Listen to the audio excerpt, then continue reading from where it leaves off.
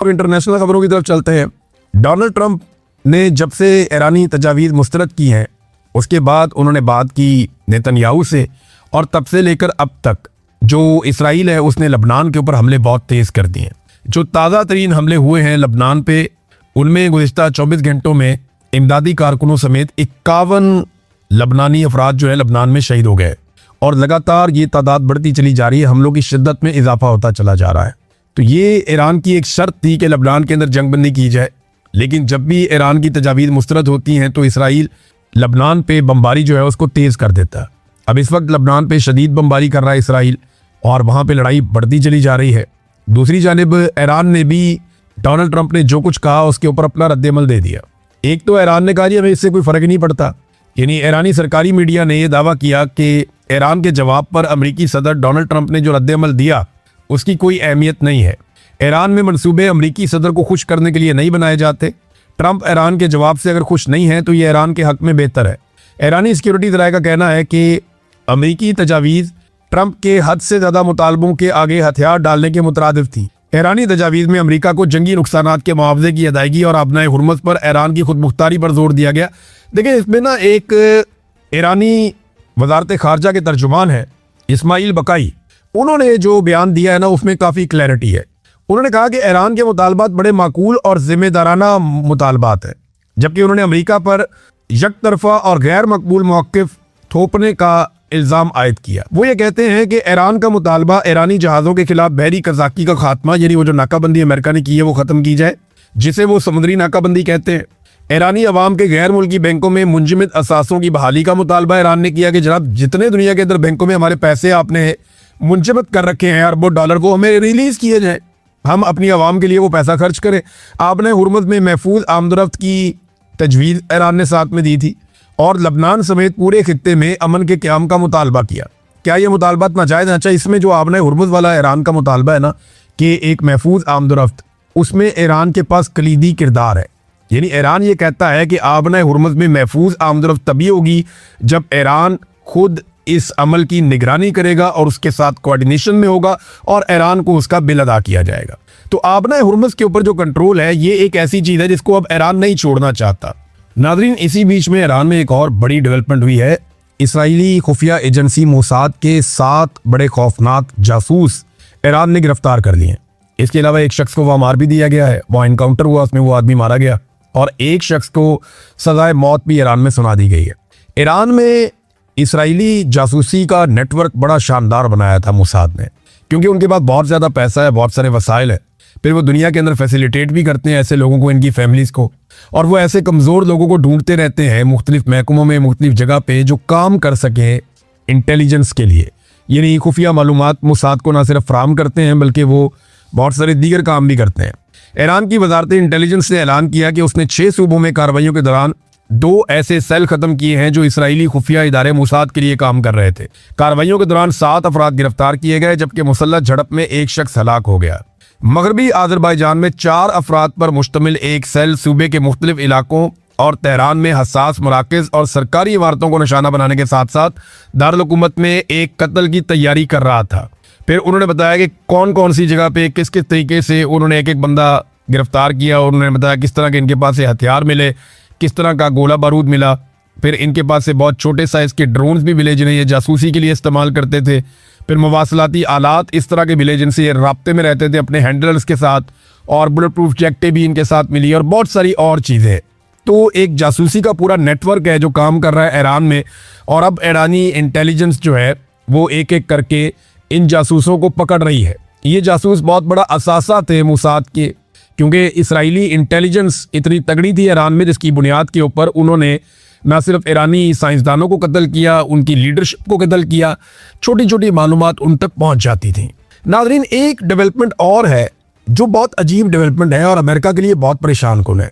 गुज़िश्ता चंद दिनों से हम ये खबरें पढ़ रहे हैं और ये लगातार रिपोर्ट हो रहा है कि अमरीकी एयरफोर्स के तैयारे खलीजी ममालिक के ऊपर जब परवाज़ करते हैं, ख़ास तौर पे वो आबने हुर्मुज़ के नज़दीक जब जाते हैं या समुद्री पानियों के नज़दीक जो ईरान के जब वो नज़दीक जाते हैं, तो अक्सर तैयारे 7700 का हंगामी पैगाम भिजवाते हैं। ये 7700 क्या है? अमेरिकन एयरफोर्स के तैयारे जब मुश्किल में आ जाते हैं, जब उनको कोई जैमर्स पड़ जाते हैं या उनका कम्युनिकेशन का या दीगर सिस्टम पूरी तरह से काम नहीं कर रहा होता, या उन्हें लगता है कि कोई खराबी हो गई है, तो वो 7700 का एक पैगाम फौरी तौर पे भिजवाते हैं। अब अमेरिका के पास शानदार एयरफोर्स है, बड़े अच्छे तैयारे हैं, जदीद सिस्टम है उनका, लेकिन ये उनके साथ हो क्या रहा? ये गुज़िश्ता चंद दिनों से लगातार हो रहा है। कभी 2 तैयारों के साथ होता है, कभी 4 तैयारों के साथ होता है, कभी फिर किसी तैयारे के साथ होता है, और ये होता चला जा रहा है। अभी हाल ही में एक मरतबा फिर गुज़िश्ता रात दोबारा से अमेरिकी एयरफोर्स के तैयारे ने 7700 का इमरजेंसी कोड भेजा और फौरी तौर पे हंगामी लैंडिंग की है। ऐसे कुछ तैयारे माजी में सऊदी अरब में लैंड हुए, कुवैत में भी लैंड हुआ सुना, और कतर में भी लैंड हुआ। अभी ये यूएई के अंदर एक तैयारा लैंड हुआ है। ऐसे कौन से जैमर्स इस खित्ते में आ गए हैं जो इससे पहले नहीं थे? देखिए, इससे पहले जब अमेरिकन फोर्सेज आई थी और उन्होंने बहुत शदीद बमबारी की थी ईरान पे, तो तब तैयारों की जानिब से इस किस्म का शिकवा नहीं किया गया था और इस किस्म के कोड्स भेजे जाने की इतला नहीं थी। अब लगातार जब से एक अमेरिकी तैयारा ईरान में गिरा, पायलट वाला मामला हुआ, उसके बाद से लेकर एकदम सूरत-ए-हाल बदल गई है। अब ईरान की जो फिजा है वो अमेरिकी एयरफोर्स के तैयारों के लिए वैसी नहीं है जैसी माजी में थी। ये कौन से जैमर्स हैं? लेकिन जब इंडियन पायलट्स पाकिस्तान पे अटैक करते हैं तो उन्हें भी इस किस्म की सूरत-ए-हाल का सामना करना पड़ता है। इंडियन एयरफोर्स के अंदर इस बात की बड़ी डिस्कशन है कि वो पाकिस्तानियों में मारते कैसे हैं। वो पाकिस्तानी तो धोखे मारते हैं, उनको 2019 में मारा, उसके बाद 2025 में फिर मारा, और जब भी इंडियंस ने इस तरफ का रुख किया तो उन्हें बड़े शदीद किस्म के जैमर्स का और चीज़ों का सामना करना पड़ा। तो चाइना के पास भी बड़ी शानदार टेक्नोलॉजी है। मैं कुछ ज़्यादा कहना नहीं चाहता, लेकिन अमेरिकन को एक नई सूरत-ए-हाल का सामना है, और इसराइल को भी है। इसराइली जो आर्मी चीफ है, चीफ ऑफ स्टाफ अयाल ज़मीर, उसने ये स्टेटमेंट दिया है कि हमें फौरी तौर पे हज़ारों फौजियों की ज़रूरत पड़ेगी, क्योंकि जिस किस्म की लड़ाइयाँ इसराइल ने इस वक्त छेड़ दी हैं, इन लड़ाइयों में परफॉर्म करने के लिए और सर्वाइव करने के लिए इसराइल को मजीद हज़ारों फौजियों की ज़रूरत है, और उन्होंने अपनी डिमांड डाल दी। और ये बात एक दफ़ा नहीं, कई मरतबा इसराइली चीफ ऑफ स्टाफ ने की है कि मुझे मजीद फौजी चाहिए, वरना सिस्टम कोलैप्स हो सकता है। नाज़रीन, फजलुर रहमान साहब को मैं नॉर्मली अपने वीलॉग के आखिर में बताता होता हूँ, लेकिन उन्होंने एक स्टेटमेंट ऐसा दे दिया तकरीर करते हुए, उसमें 3 चीज़ें बड़ी अहम हैं और मैं आपके सामने रखना चाहता हूँ, और ये इंकशाफात आप समझ लें। एक तो फजलुर रहमान ने कहा कि बलूचिस्तान में बगावत पहले बलोच इलाकों तक महदूद थी और अब पश्तून इलाके भी खून से नहला दिए गए, और इसके लिए उन्होंने जिम्मेदार करार दिया पाकिस्तान की मिलिट्री एस्टेब्लिशमेंट को। उन्होंने कहा कि अब वहां से 50 लाशें आ रही हैं जो पश्तून इलाके हैं, और वहां पे बगावत पहुंच गई है। कोई रियासती रिट बाकी नहीं है, बच्चे स्कूल नहीं जा सकते, मगरिब के बाद पुलिस बाहर नहीं निकल सकती। ये हालात बलूचिस्तान में और खैबर पख्तूनख्वा में दोनों जगहों पे है, लेकिन बलूचिस्तान का तो बेड़े ही गर्क हो गया। फजलुर रहमान साहब ने दूसरा इंकशाफ किया कि हमें कहा जा रहा है कि हम लश्कर बनाकर निकलें, हथियार उठाकर निकलें। उन्होंने कहा जी हमने तो इनकार कर दिया कि हम हथियार उठाकर नहीं निकलेंगे, आप हमें लड़वा देंगे, फिर आप बीच में से निकल जाते हैं। और वो ये कहते हैं कि आप यहाँ पे हमें कत्लो गारत गिरी की तरफ धकेल रहे हैं, हमने कोई लश्कर नहीं बनाना, हमें कोई किसी किस्म की लड़ाई के अंदर आप ना धकेलें। फिर आप हमारे ऊपर एहसान चढ़ाते हैं कि आपके लोग शहीद हो रहे हैं, खून बह रहा है, भैया आप इसके लिए पेटी बांधते हैं, तनख्वाह लेते हैं, हम आपको अपने खून पसीने की कमाई से टैक्स देते हैं और उसमें से आप तनख्वाह लेते हैं, तो आपको जिस काम के लिए तनख्वाह दी जाती है आप वो काम करें, अपने खून का एहसान हमारे ऊपर मत डालो। ये फजलुर रहमान साहब ने कहा क्लियर अल्फाज में। ये बात अगर कोई पाकिस्तान तहरीक इंसाफ का आदमी कहता तो उसको इंडिया का एजेंट करार दे दिया जाता, लेकिन फजलुर रहमान साहब को इतनी तो छूट है। उन्होंने बड़ी क्लियरली ये बात की कि अगर फौजी या पुलिस वाले शहीद हो रहे हैं तो भाई तुम तनख्वाह लेते हो इस काम के लिए, अपने खून पसीने के पैसे से हम तुम्हें देते हैं तनख्वाह अपनी हिफाजत के लिए, तो तुम ये ऑप्शनल तो नहीं था, तुमने खुद ही कहा था कि हमने ये नौकरी करनी है, हमें पैसे मिलने चाहिए, तो मिल रहे हैं, अब लड़ो। हमें क्यों कहते हो कि लश्कर बनाए और बना के बंदूकें उठा के असला हम इनके सामने मुकाबले में आ जाएं, आप निकल जाएंगे, हम यहाँ कत्लो गारतगिरी में मारे जाएंगे जैसे हमेशा होता रहा। तो फजलुर रहमान साहब ने ये बात की। और तीसरी बात जो फजलुर रहमान साहब ने की, उन्होंने कहा जी अगर इलेक्शन लड़ना है ना तो वर्दी उतारो और आ जाओ मैदान में, पता चल जाएगा कि आपको कितने लोग वोट देते हैं और कितने लोग आपको मुंतखब करते हैं। फजलुर रहमान साहब ने जरा थोड़ी सख्ती कर दी वर्दी उतारने की बात। मैं चैलेंज करता हूं कि आसिम मुनीर साहब फील्ड मार्शल भी रहे, यूनिफॉर्म भी पहने और इलेक्शन लड़े इमरान खान के मुकाबले में। इमरान खान के क्या, यास्मीन राशिद के मुकाबले में, वो भी छोड़ें, आप सनम जावेद के मुकाबले में इलेक्शन लड़े। सनम जावेद भी मेरे ख्याल में बहुत टफ हो जाएंगी। चलो कोई और सोच लें, आप लोग बता दें। Field marshal Asim Munir uniform पहन के पूरी ताकत इस्तेमाल करके एक फ्री एंड फेयर इलेक्शन लड़े, अपने सारे वसाइल इस्तेमाल करें सरकार के, लेकिन इलेक्शन का रिजल्ट पब्लिक के वोटों के जरिए आना चाहिए। हल्का भी खुद ही चुन लें, शहर भी खुद ही चुन लें। ये इलेक्शन नहीं, एक इलेक्शन नहीं जीत सकते। वो फजलुर रहमान साहब ठीक कह रहे हैं कि वर्दी उतार के लड़ो, लेकिन मैं तो कहता हूं वर्दी पहन के भी नहीं लड़ सकते। ये सिर्फ बंद कमरों में बैठ के इलेक्शन चोरी कर सकते हैं और कुछ नहीं कर सकते। खैबर पख्तूनख्वा में बहुत सारे ऑपरेशंस की इत्तलात आ रही हैं। इसके बारे में खैबर पख्तूनख्वा की हुकूमत ने एक तरदीद जारी की है और पीटीआई खैबर पख्तूनख्वा ने इसको शाया किया है। वो ये कहते हैं कि किसी नए फौजी ऑपरेशन की मंजूरी नहीं दी गई। सोशल मीडिया के दावे बेबुनियाद हैं। बजट की मद में मुख्तस फंड हंगामी सूरत हाल, कुदरती आफात, नकल मकानी और रिलीफ समेत मुख्तलिफ इंतजाम के लिए होते हैं। उन्हें किसी नए ऑपरेशन से जोड़ना हकायक के मुनाफी है। वो ये कहते हैं जनाब हम कोई किसी किस्म का कोई ऑपरेशन नया नहीं होने दे रहे। मेरा एक सादा सवाल है कि एक कानून है खैबर पख्तूनख्वा में, action in aid civil power, जिसके तहत फौज मिलिट्री ऑपरेशन करती है खैबर पख्तूनख्वा में। ये इजाफी इख्तियारात हैं जो पाकिस्तान की फौज को खैबर पख्तूनख्वा में दिए गए, बाकी सूबों में नहीं है। मेरा सवाल ये है कि सुहेल अफरीदी की हुकूमत ने आते ही अनाउंस किया था कि हम ये कानून खत्म कर देंगे। इस कानून को खत्म करने के लिए उन्होंने अभी तक क्या किया? देखिए, अदालत के अंदर तो इनके पास बहाना है ना कि हम जाते हैं, अदालत हमारी रिट वापस नहीं ले रही, हमने अपील की हुई थी, वो अदालत हमारी अपील वापस नहीं ले रही। वह 100 रस्ते और हैं। आप चुप करके बैठ जाएं, अदालत भी चुप करके बैठ जाए, तो आप मिलजुल के मैच खेलते रहें, तो वो तो एक अलग बात है। लेकिन आपके पास 2/3 अक्सरियत है खैबर पख्तूनख्वा में, आप जब चाहें इस कानून को दोबारा कानून साजी से खत्म कर सकते हैं।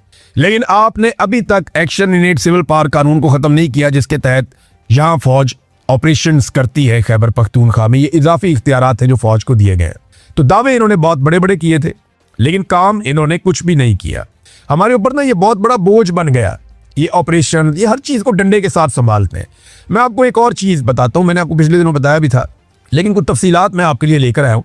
ये एक पाकिस्तान के अंदर प्रोजेक्ट है बहुत बड़ा, आपके बिजली के बिल के अंदर आता है नीलम झेलम सरचार्ज। अब ये Neelum Jhelum hydro power project है, इसके जो सरबराह हैं वो भी एक lieutenant general retire Mohammad Saeed sahab है। कोई इनसे पूछेगा कि इन्होंने अरबों रुपए ज़ाया किए, वो पैसे कहाँ गए?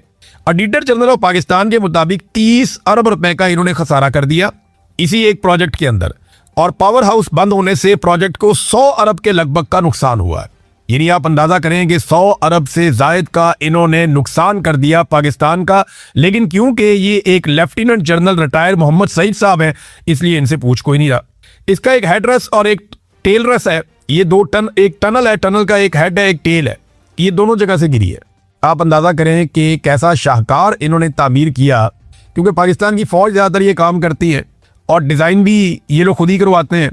तो इस किस्म का डिज़ाइन किया गया, इस तरीके से बिजली बनाने की कोशिश की गई कि इसकी टेल भी गिर गई और इसका हेड भी गिर गया। जुलाई 2022 में इसका टेल रेस टनल जो है वो गिर गई और पैदावार अगस्त 2023 तक बंद रही, यानी 13 महीने तक पैदावार बंद रही। बहुत नुकसान हुआ। उसके बाद जनाब उसको सेट किया तो 1 मई 2024 को इसकी हेडरेस्ट टनल है वो गिर गई और पावर हाउस बंद हो गया फिर दोबारा से। अब लगातार नुकसान हो रहा है। इसके अलावा इस प्रोजेक्ट को 2028 तक के लिए बंद कर दिया गया, और जब इसको बंद किया है तो तनख्वाहें तो लोग लेते रहेंगे, वो तो मौजें करते रहेंगे, लेकिन प्रोजेक्ट बंद होने की वजह से इसकी जो कॉस्ट है वो कई गुना बढ़ जाएगी और पाकिस्तानियों को मजीद पैसे पड़ जाएंगे। ये नाजरीन पाकिस्तान के हालात हैं। हमारे पानियों पे इंडिया डैम बनाता जा रहा है, बिजली बनाता जा रहा है, किसानों को उसने मुफ्त बिजली देना शुरू कर दी है। वो कई सूबों के अंदर वो छोटे इस्तेमाल करने वाले लोगों को, सारिफीन को मुफ्त बिजली दे रहा है इंडिया। वो तरक्की करता जा रहा है, आगे बढ़ता जा रहा है हमारे पानी के बलबूते के ऊपर। और हम क्या कर रहे हैं? हम अपने ही पानी से बनने वाले मंसूबे रोक रहे हैं, बंद कर रहे हैं। वो इसलिए कि हमने आईपीपीएस को इजाफी पेमेंट्स, जिसे आप कहते हैं कैपेसिटी पेमेंट्स, वो हमने आईपीपीएस को देनी है ताकि आईपीपीएस का पेट भरे और कमीशन बड़े बड़े ताकतवर लोगों के, जो मिलिट्री एस्टेब्लिशमेंट में और जो पाकिस्तान के अंदर पॉलिटिकल एलीट है, उनकी जेब में जा सके। वो पैसा बनाने पे धड़ाधड़ लगे हुए हैं। इंडिया अपनी आवाम का सोच रहा है और हमारे लोग किसका सोच रहे हैं? अपना और अपनी नस्लों का और अपनी जेबें भरने का सोच रहे हैं। एक स्टेटमेंट में आपको दिखाता हूं, ये ढीठ कितने हैं लोग, आप ये देखें।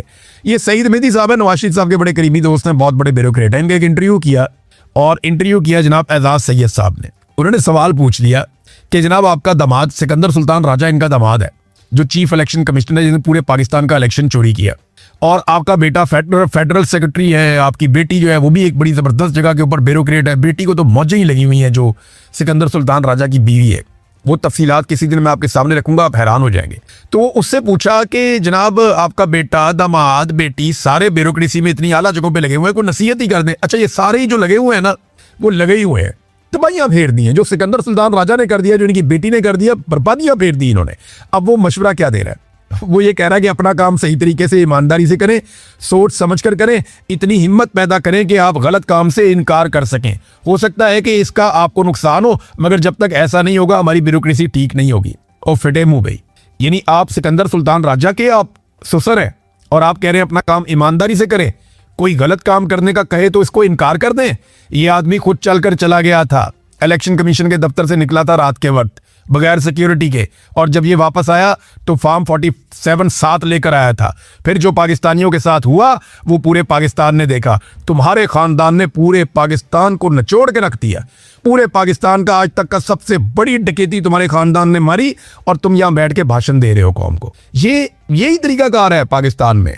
ये भाषण देते हैं बाहर निकल के, जनाब ये करो ये करो ये करो, दूसरों को नसीहत करते हैं और खुद अंदर से दाव लगाते हैं। इसी वजह से आगे नहीं, इनकी शक्लें पहचाने, पाकिस्तानियों को चाहिए इनको पहचाने और इनको इनकी औकात बताएं। ये 28वीं आईनी तरमीम आ रही है। बिलावल ने जिस ब्रूट मेजॉरिटी का लफ्ज इस्तेमाल किया था ना, मैं हैरान हो गया था कि बेनजीर भुट्टो की रूह कब्र के अंदर तड़प गई होगी जो बिलावल ने किया था। डंडे वाली जमहूरियत और ब्रूट मेजॉरिटी, ये बिलावल ने अल्फाज इस्तेमाल किए थे। जिस ब्रूट मेजॉरिटी के साथ, जालिमाना मेजॉरिटी के साथ, ताकत के इस्तेमाल के साथ बिलावल ने आईनी तरमीम पास करवाई थी 26वीं और 27वीं, आज वही बिलावल फंसा हुआ है। पीपल्स पार्टी को सिंध में रगड़ा लगाया जा रहा है, नैब के जरिए से चुरे तेज कर दिए गए हैं।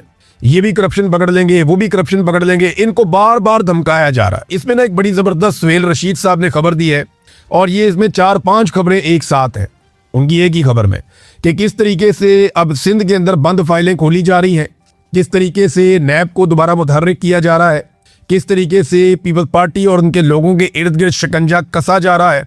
तो याद रखिएगा कि बिलावल को और आसिफ जरदारी को 28वीं आईनी तरमीम भी अच्छे बच्चों की तरह पास करवानी पड़ेगी, चाहे वो ये माने या ना माने, क्योंकि ब्रूट मेजॉरिटी, ये बिलावल ने खुद कहा था, तो जरा उसका मजा भी ये चखेंगे। इन्हें वो सारा कुछ करना पड़ेगा जो जमहूरियत की नफ़ी है, इन्हें वो सब कुछ करना पड़ेगा जिससे पाकिस्तान में सियासतदान कमज़ोर होंगे और पाकिस्तान की मिलिट्री एस्टेब्लिशमेंट मज़ीद मजबूत होगी। अब कुछ लोग ये बातें करते हैं कि फील्ड मार्शल आसिम मुनीर सदर पाकिस्तान बन जाएगा, और वो कोशिश कर रहे हैं कि आईनी तरमीम करके सदर पाकिस्तान बन जाए। कुछ भी बन जाए, ये मुल्क नहीं चलना। सदर पाकिस्तान बन जाए, वजीर आजम बन जाए, आर्मी चीफ के ऊपर भी कोई ओहदे ले ले, वो भी बन जाए, कुछ भी बन जाए, खुदा नहीं बन सकते, रब नहीं बन सकते, ये निज़ाम नहीं चल सकता। आप उल्टे लटक जाएं। आपको इमरान खान से माफ़ी मांगनी पड़ेगी, आपको इमरान खान के साथ जाकर बैठ के बात करनी पड़ेगी, कोई रास्ता आपको निकालना पड़ेगा। ये निज़ाम नहीं चलेगा, पाकिस्तानी बिगड़ गए, पाकिस्तानी नई बात मान रहे ना।